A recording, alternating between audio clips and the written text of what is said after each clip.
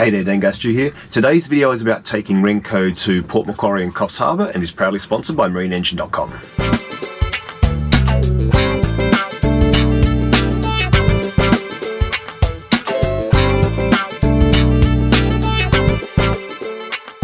Well, I finally got my laptop back after breaking the screen on it, so without further ado, let's get into this next leg of the journey and we'll start with planning the trip from Forster up to Port Macquarie.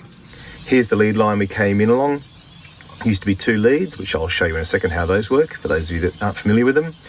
Now it's a sectored light. So come in, and then when we're in, we turned along this path here, and we're just past the fishing co-op now on the public mooring, which is just before the bridge in case you don't fit under. When we leave in the morning, Nick was saying, if it's rough, come out, come along the leads, so you're basically looking behind you for the sectored light or making sure you follow this track on your GPS. He said, just follow it a fair way, go, 3/4 mile or something before turning north, just to avoid this area of water here. So it's good to get that tip. Thank you, Nick. We'll have a look at the tides now because, your gut instinct is, all right, 12-hour journey minimum. Let's just head off at dawn, get there at dusk. But both are sort of bar crossings. Forster is shallower than Port Macquarie, so with regards to the tides, I'm going to favour leaving Forster rather than arriving at Port Macquarie. There are lots of great apps for tides on your phone, etc. I use WillyWeather quite a lot. I like having one of these on board though because you don't always have internet access. So these particular guides are made for Fort Denison, which is where they've been recording forever and a day. In Western culture anyway. What we need to look at now, if we go to the back, we'll see the offsets. So this is for Fort Denison, and here you'll see somewhere here, Wallace Lake, Forster, basically 1 minute. So it's very, very close to Fort Denison time. So 14th, tomorrow, high tide is at 9:52. So leaving the bar at Forster, no dramas, we'll leave 7, 8 o'clock, the last bit of the run-in tide. When we get to Port Macquarie, there's another set of leads to follow, I believe a sector light once again. And you sort of come in at this east-northeast sort of angle and then follow along the seawall here. And they just say be careful of the breaking waves and the rocks here. The winds are west-southwest, or almost west, to be honest with you. 10, 15... nudging up to 20 knots, like it's definitely blowing. Westerlies generally just flatten the swell, so I'm not super worried about that wind strength or direction. That is morning. Let's have a look as the day goes on. Turn south following winds, that's not so bad either. But it is getting up into about the 15 to 17 forecast.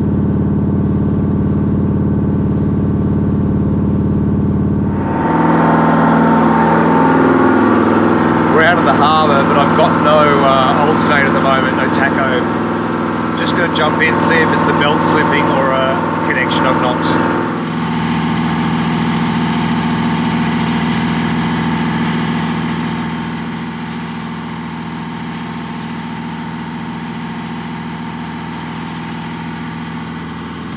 Everything looks fine in there, belt's not slipping, connections are good.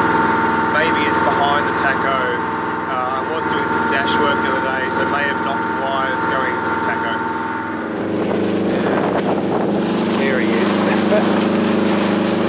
They do love the bows of boats.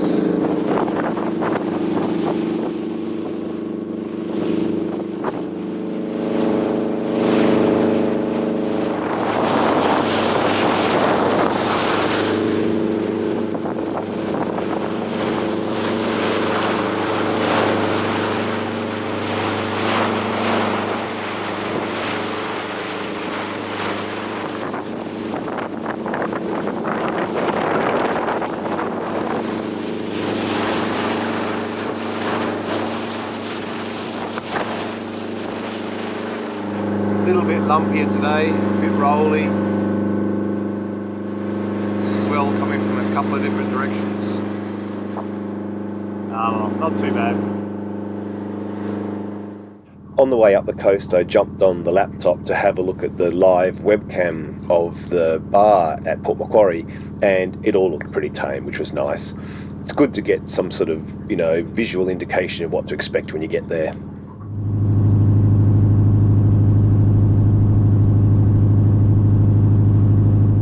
Entering the harbour at Port Macquarie turned out to be pretty straightforward. We just lined up on the sectored light to come in on the angle the charts show, and once you're in the harbour, you just turn a little bit to starboard and stay parallel to the seawall. The marina's further in the harbour, so you travel across the foreshore, past some of the big wharves, charter boats, etc., until you arrive at the marina at the back. Our pen required us to back in because we've only got the door on the port side at the moment, so we just spun round when we got there and slotted in.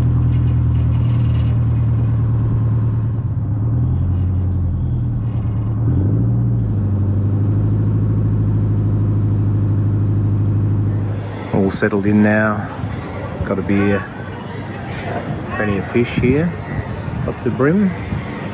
I imagine they're well fed on potato chips given where they're hanging out. Very nice. Heading up to Coffs Harbour today from Port Macquarie, so we'll jump in the wheelhouse now and just do a little bit of a planning session. We'll have a look on the computer soon, but I'm thinking it's going to be about a 10-hour trip. First up though, I'm going to not boil the kettle. According to this, I've got my kettle up to 3,576 degrees Celsius. The idea of checking this is I want to get it up to about 70 rather than boiling it for the yerba mate. So obviously this thing has either died or gone into a really weird mode. There should be a mode that just says tell the truth, not some weird inflated lie. That's a mode all tools should have. Even thinks the cold bench is 3,000 degrees Celsius. I think I might have to download the manual. How do we set this to 0? Maybe it's an offset.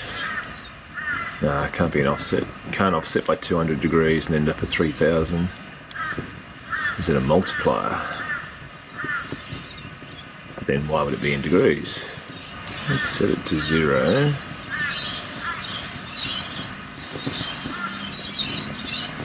Alright. Set it to 0 and it thinks that's 10. That sounds about right. Alright, we're getting there now. When it gets to about 70 degrees, we'll stop and fill the thermos rather than boiling it. While we're waiting for the water to warm up, I don't feel so bad about my fuel burn now. I ran slightly lower revs and got about 1.5 litres per nautical mile, so you're looking about 11 litre burn per hour at 7 knots, so pretty good.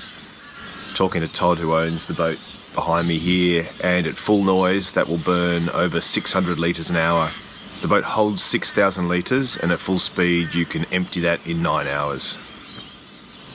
There we go, 70. Let's call that done. Let's go plan our voyage.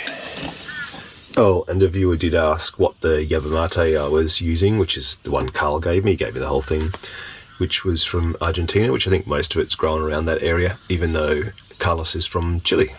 I started using OpenCPN for the planning, and then actually plotting the course on the main Raymarine unit when we're underway.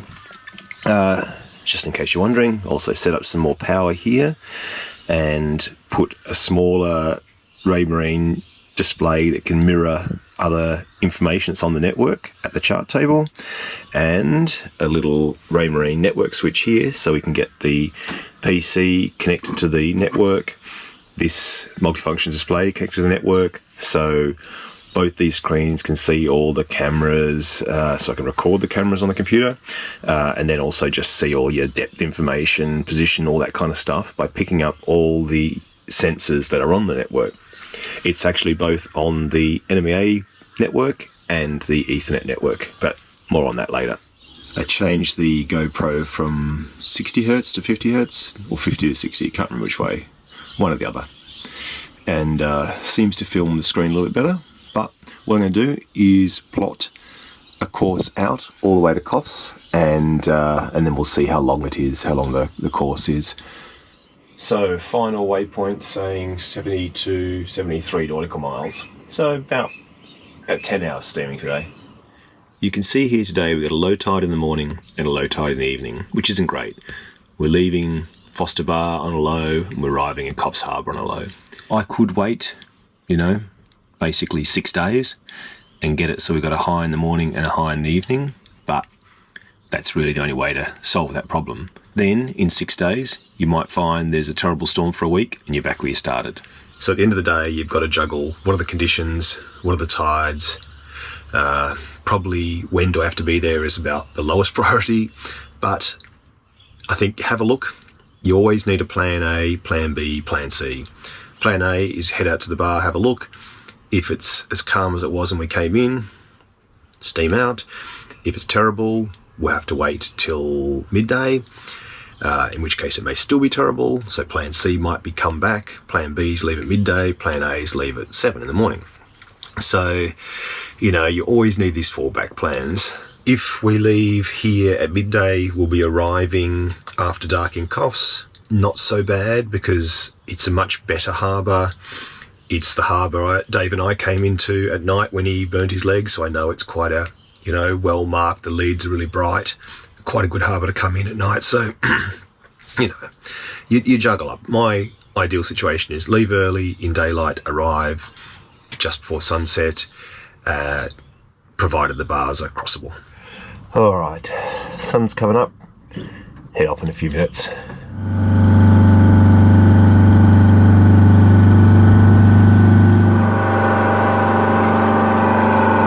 We get the occasional big set rolling through, but the larger ones seem to be heading this way. The smaller swell's going that way. The bigger ones come through here almost directly onto our stern, so that's not too bad. Keeps the corkscrewing to a minimum. Well, you can see the autopilot getting a little workout when we do corkscrew, trying to get us back on track. We ended up arriving in Coffs Harbour shortly after sunset, so I fired up the FLIR camera, the M232, just to help us getting into the harbour. As you can see from the camera, it was a little bit rough, a little bit roly-poly, but nothing dangerous at all. The leads into Coffs Harbour are pretty much on 270 degrees true, so we're heading that reciprocal course, 90 degrees true, 89 as was shown there, and then we just came to the harbour and we'd been pre-allocated a berth number, so we just went there and tied up for the night.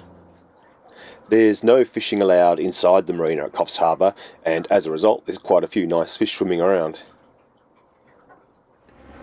I had to get up to the Sanctuary Cove boat show on the Gold Coast shortly after arriving, so I took my private chopper, otherwise known as CountryLink, up to the show. Seagulls have decided to take the day off and hang out on the beach. Don't blame them. Wish I could hang out on the beach too, but unfortunately computer has died, so I need to go and find somewhere that I can get that fixed. I can only assume this Tesla I saw on the Gold Coast was meant to be a present for me, but I didn't take it. This is the entrance to Southport. It's a shame the path looks closed here. It would have been nice to get right up the headland.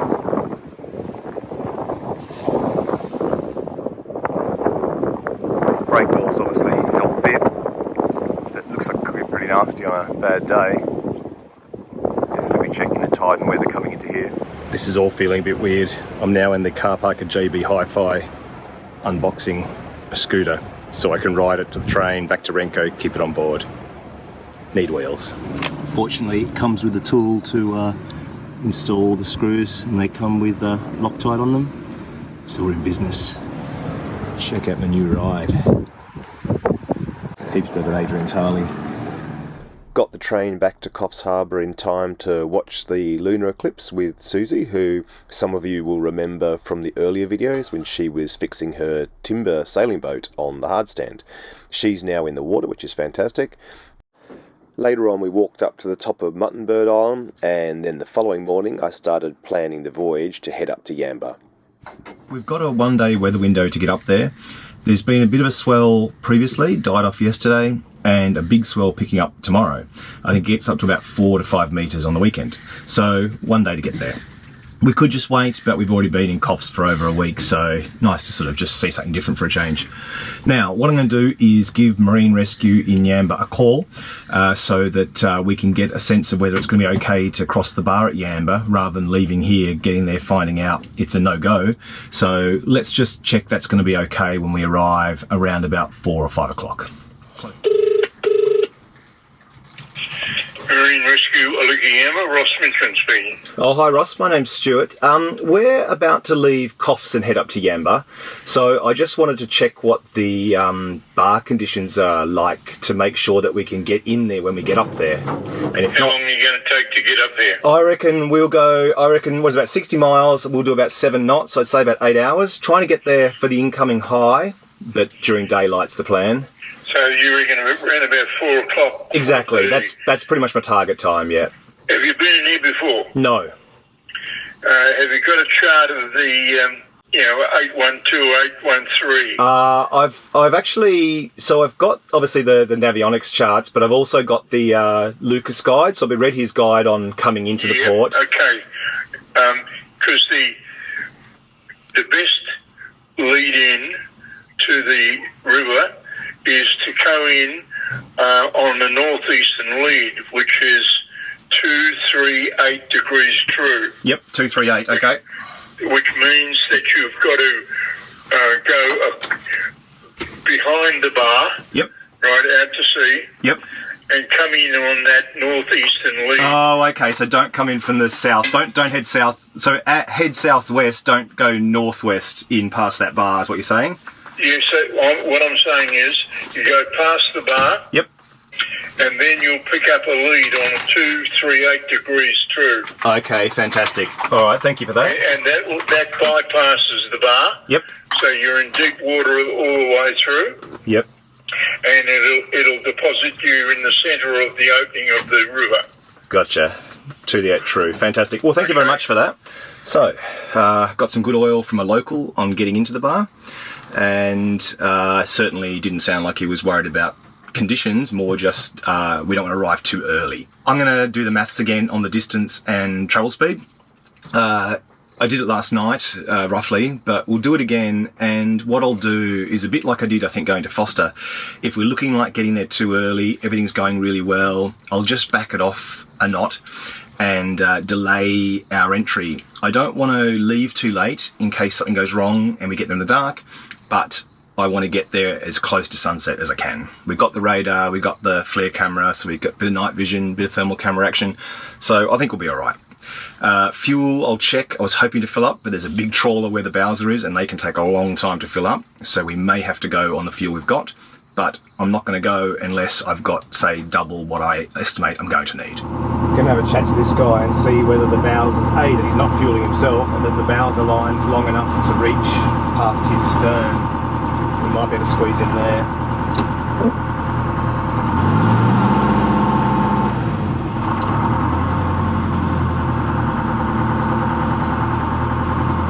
Looks like we're not going anywhere. Should have got fuel during the week.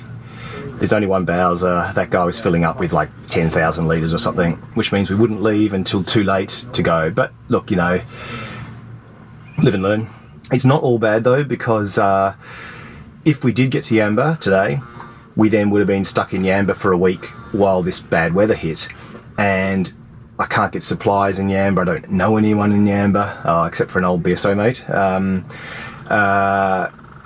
So at least here I can go to the shops, get some electrical bits I need, keep doing a bit of work on the boat, get some editing done, and then when the weather clears, hopefully it's a longer window so we can go to Yamba just overnight, then push on Ballina, Southport, etc., rather than being in a relatively small town for a week.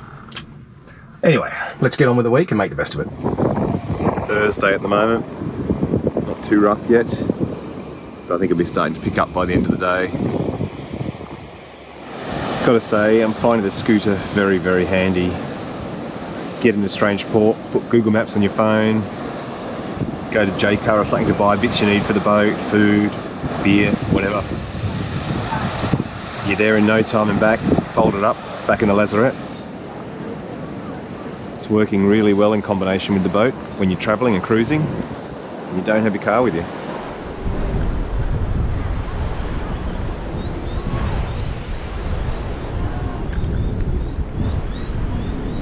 Nice little bike path, footpath here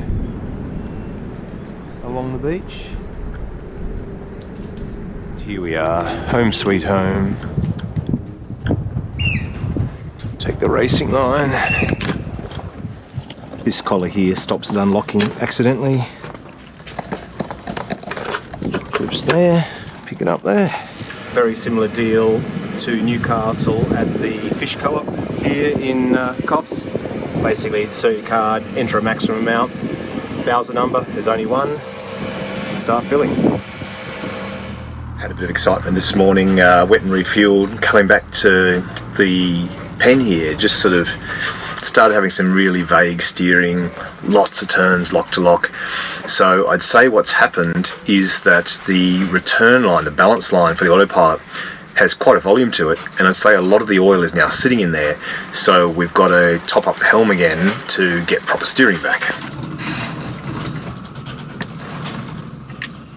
Certainly getting some more oil in. I mean, once this is done, it should be fine. So what do we got? Let's start here. 1, 2, 3, 4, 5, 6. 6 is better than it was before,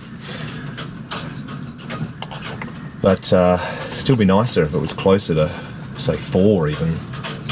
I might look at what I can do to change that. Friday afternoon now, you can see the wind's picking up. Birds are flying on the spot. Barely moving forward, the poor little fellas. Lots of wind in the rigging too. It's only going to get worse for a while, but we'll be fine here. Just no pushing on. Each morning I would go and have a look over the seawall and see what the bar conditions were like to find out when we were safe to leave, and definitely not this day. All this bad weather, however, did give me a chance to watch Chelsea win the Champions League final and also head down to the Dolphin Marine Conservation Park. Bella, she's the middle child. Okay. Youngest? No, so she's 15, Jet is Wow. the youngest, he's 11, and then Zippy's the oldest at 32. 32? Yeah. Wow. How long do they live? So generally in a wild they'll live from about 25 to 35 years. Yep. But under human care they can live a lot longer. So, Yep. Bucky was father he passed away when he was 50. Wow. And Calamity, their mother, passed away when she was 40. But the oldest dolphin under human care is in the States, and like 62 years old currently. Wow. Yes. That's pretty cool. And practice their diving ability as well as bottom resting. Also. And that's for going back into the wild, is it, to help them get the skills they need? Yes, yeah, exactly. The current in this pool is really strong as well, so that helps build up strength. Right. Yeah, it'd be a bit of a rude shock, wouldn't it? Go to a nice still pool, next thing you're out in the surge. Yeah.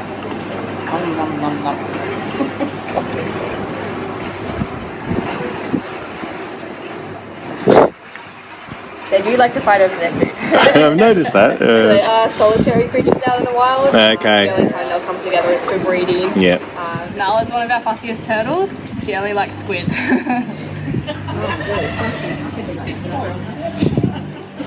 So squid. Don't want anything with bones. Fattier, more oilier fish. It's kind of like their chocolate. Yeah, right. So a way that we can trick her is by stuffing more vegetable fish like whiting inside the long squid, and then she can eat it. Tricked. That's harsh. We also do have a blind turtle in here named Rudolph. So Rudolph came in a few years and was deemed unreleasable because he's blind. Yep. So he wouldn't be able to survive out there on his own. He spends most of his days bottom resting at the bottom of the pool, having a good sleep. There he is actually. Okay. For some food. They can hold their breath for quite a long time, however, so he can stay down there for half a day if he wanted to. Wow. Yeah. Well, thanks for watching. So much has happened on this journey so far. A few changes to Renko, all sorts of, travelling things and boat work stuff. So I tried to sort of catch us up on a couple of ports this week so that we can get back to being a bit more into real time. All right, well, take care, and I'll catch you next week, and I'll show you some of the upgrades I've made. See ya.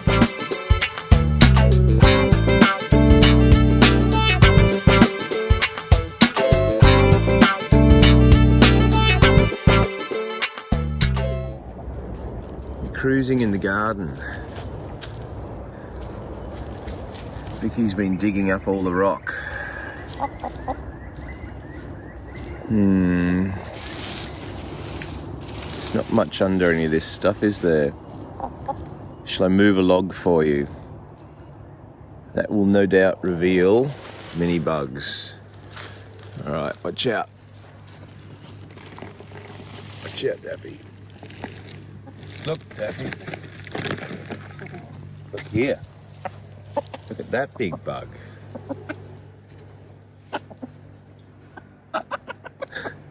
It's your happy noise. Your big bug noise.